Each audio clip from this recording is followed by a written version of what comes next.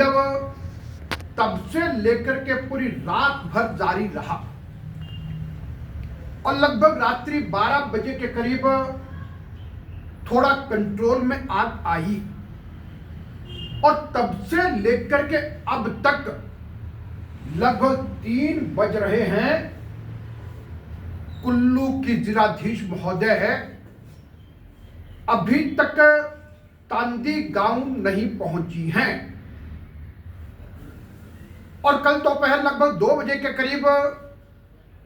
जब इस अग्निकांड की सूचना प्राप्त हुई तो बंजार के विधायक श्री सुरेंद्र शौरी जी ने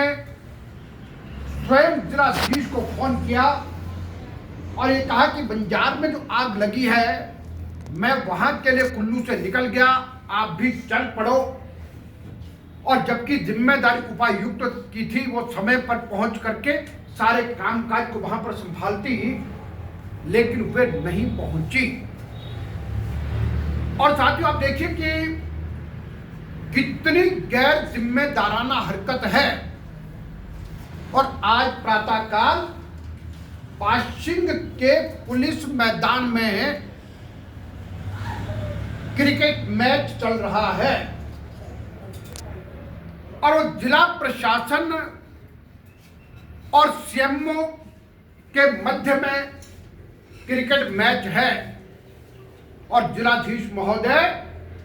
11 बजे से लेकर 12 बजे के बाद तक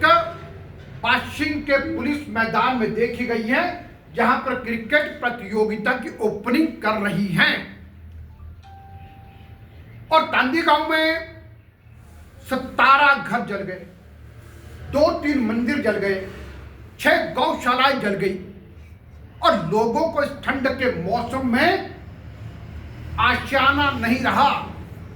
लेकिन ऐसी असंवेदनशील सरकार और इस सरकार में काम करने वाले अधिकारी इस प्रकार के।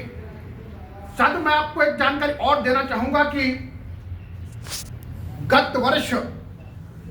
जब माहौर में कुछ लोगों ने एक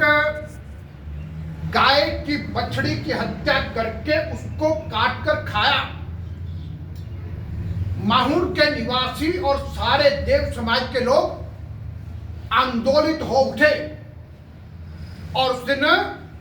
जब पुलिस के लोग उन आरोपियों को पकड़ करके ला रहे थे तो ग्रामीणों ने पुलिस की गाड़ी को रोक करके रखा था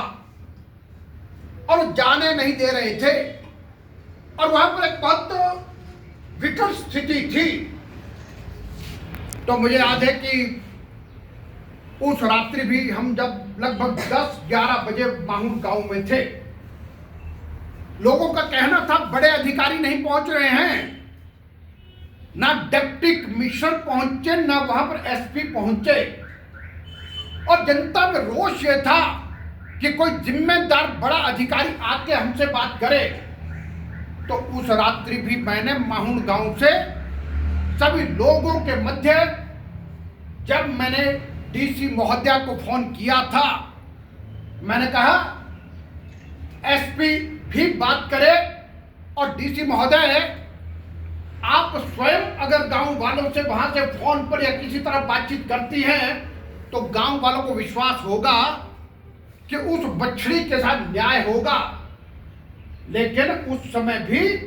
डिप्टी कमिश्नर महोदय ने इतना गैर जिम्मेदाराना जवाब एक लगातार 3 बार के विधायक और पूर्व मंत्री को दिया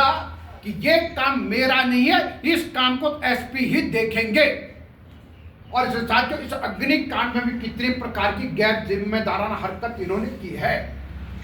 और मैं आप सबकी जानकारी के लिए ये कहना चाहूंगा कि अभी टूरिस्ट सीजन चला,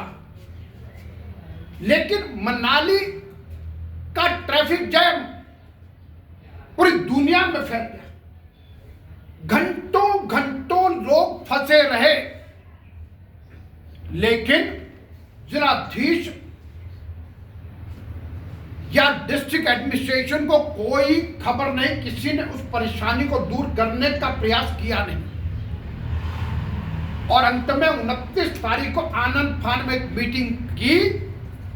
लेकिन जब वो मीटिंग हुई उससे पहले टूरिस्ट यहाँ की ट्रैफिक समस्या से परेशान होकर के वापस लौटना प्रारंभ हो गया था और 30 और 31 को लगभग खाली हो गया था। अब कितने गैर जिम्मेदाराना ये सब लोग हैं, और इसलिए मैं कहूंगा कि इनका काम केवल मात्र कांग्रेस पार्टी का वर्कर बन करके ये लोग काम कर रहे हैं, और जो लोकतांत्रिक संस्थाएं उनको परेशान करने का काम ये एडमिनिस्ट्रेशन कर रही है। आप देखिए कि होटलियर एसोसिएशन मनाली का चुनाव जो 3-4 महीने पहले होना निश्चित था, और डीसी ने कोई इंक्वायरी निकाल करके और वो इंक्वायरी की रिपोर्ट आपते उसका फैसला देते कितना लंबा समय बिताया, लेकिन अभी तक भी वो चुनाव नहीं हो पा रहे। तो आखिरकार इस सब के पीछे घालमेल क्या है? आप एक आईएएस अफसर डिस्ट्रिक्ट एडमिनिस्ट्रेशन के मुखिया के नाते काम नहीं कर रहे, एक पार्टी के कार्यकर्ता की भांति काम कर रहे हैं। नगर परिषद मनाली का चुनाव, अरे 3-4 महीने बीत गए, अब कहीं जा करके थक हार करके जितना देरी आप कर सकते थे वो की, लेकिन उसके बावजूद अब जाकर के 6 जनवरी को उसकी ओथ अध्यक्ष और उपाध्यक्ष की रखी है। तो मेरा सीधा आरोप है कि इस प्रकार की हरकतें करने से बाद आए, जनता के मुद्दों को ठीक प्रकार से समझने का और उसका समाधान करने का प्रयास करे। और जिस प्रकार से तांदी के अग्नि पीड़ितों की समस्या के बारे में कहा जा रहा है, मनाली में होटल संध्या में आग लगी, फायर ब्रिगेड की गाड़ियां देरी से पहुंची, कारण यह था कि इतना ट्रैफिक था, उनको आने में समस्या हुई। और आप देखिए दुर्भाग्य इस बात का, भारतीय जनता पार्टी के सरकार के समय हमने वोल्वो बस अड्डे के पास जो एक बहुत बड़े अड्डे का निर्माण करके और प्रोटेक्शन देकर तैयार किया। सारी